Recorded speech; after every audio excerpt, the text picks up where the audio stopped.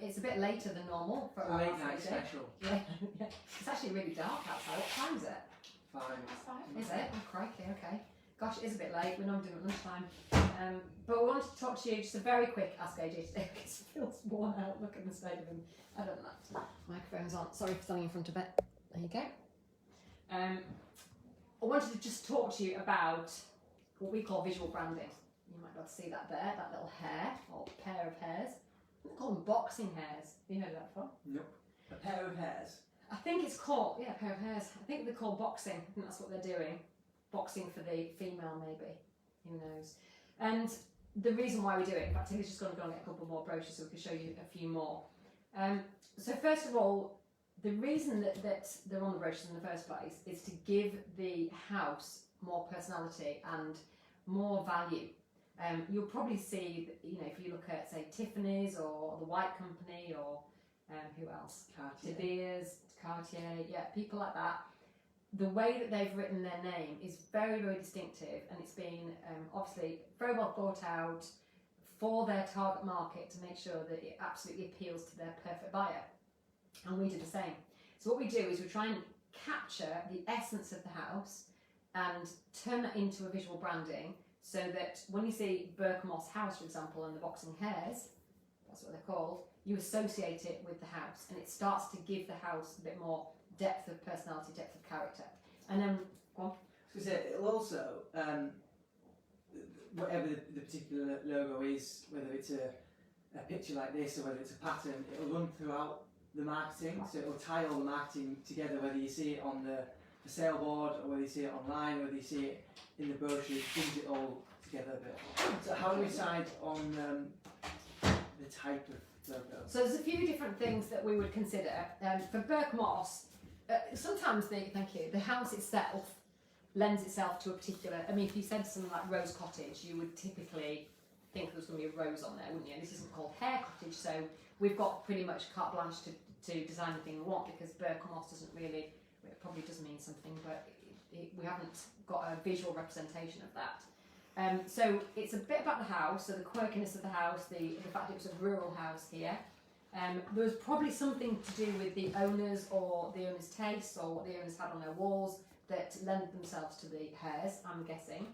I don't know for certain. Yes, this is Rysdale and Kendall, which we've been off on last week, which was amazing. So there was nothing in particular about this house that Bex decided to do a logo for. So she just used the R and illustrated the R. There is a slight pattern in the background. There is. I think that's from that that's from the wallpaper in the hallway. I think. Look. Might be totally wrong. But then the R runs throughout. Oh, do you know what it is? It's in the front window of the porch. Can you see that?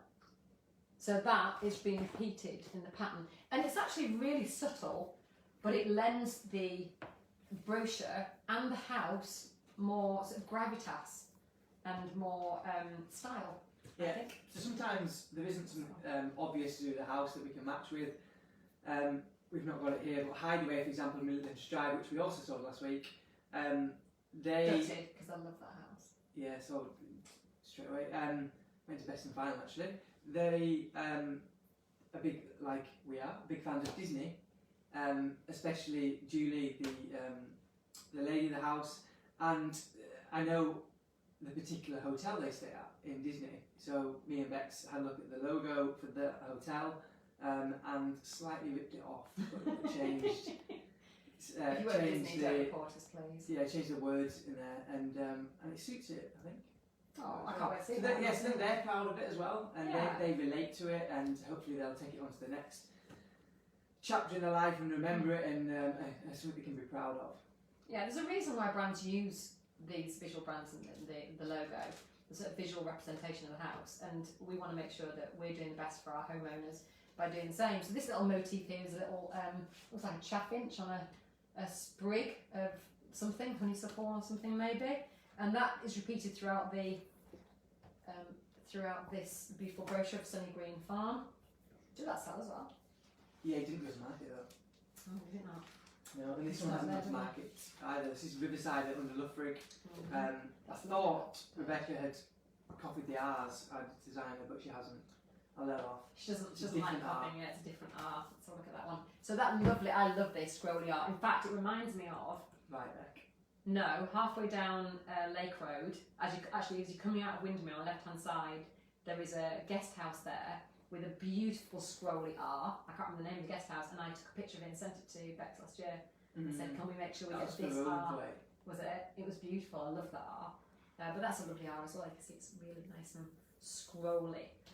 And then that is repeated throughout the brochure. So this didn't really lend itself to a too flowery one, although it is called Riverside.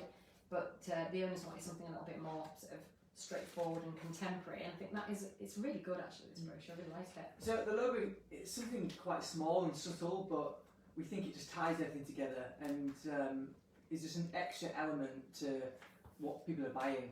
It feels more of a higher quality and higher priced product that they're going to see. It feels more like a legacy as well. Like it's got history. There's depth to it. And we don't have to do it. It's it'd be a lot quicker if we didn't do it. There's a higher perception of value, isn't there? There is. And I think when they sell the house, the logo or the visual branding, as we like to call it, will stay with the house because it kind of becomes one and the same. And maybe that's all I want to say about visual branding. Good. Because he's tired. He's going on holiday on, when are you going? Friday. What day is it today? Wednesday. Friday night, I've got to drive down Friday night. And where are you going? Tell everybody. Everybody wants to know where you're going on holiday. Friday night, somewhere on the M6. When was it? M40. M40. Southern tip of the M40. Yeah. I had two choices: a Hilton, which mum and dad were staying in for £290, or the Travelodge for £29. And because he loves his family so much, you're all squeezing into a $29.99 room, aren't you? Have you got breakfast? No. 30 quid for a room. And then where are you All going? four of us in one room. Then where are you going after that? Oh, then I'm going on a luxury cruise. Well, we arrive at like 10:30 and leave at 9 in the morning for 12 hours. Yeah. The lights are off anyway, you can't see it. Just feel it and smell it. Just hear And the hear traffic going by, yeah. Yeah. Where are you going on your cruise? Canaries. Is that it? And We're going around Madeira, Lisbon for 2 nights, And Cadiz. Cadiz, and Tenerife, Lanzarote, Gran Canaria.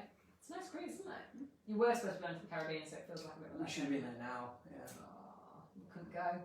And I just come back from Scotland, which was lovely, and it wasn't $29.99. Was it raining?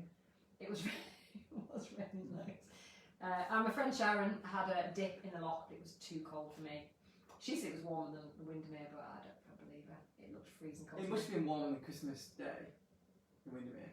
I've got a little a bath temperature gauge thing, For bathymeter. kids. No, for the lake. It's a duck. Yeah, We're going to put it in the lake, Yes, and we're going to see. I know, but they're for kids. Well, for us. Hence why it's a We're going to go in on Christmas Day. Although last year I forgot his wetsuit, so I might not do that this year. I might do that this year actually. It was I've got fun. my own wetsuit. Thank you.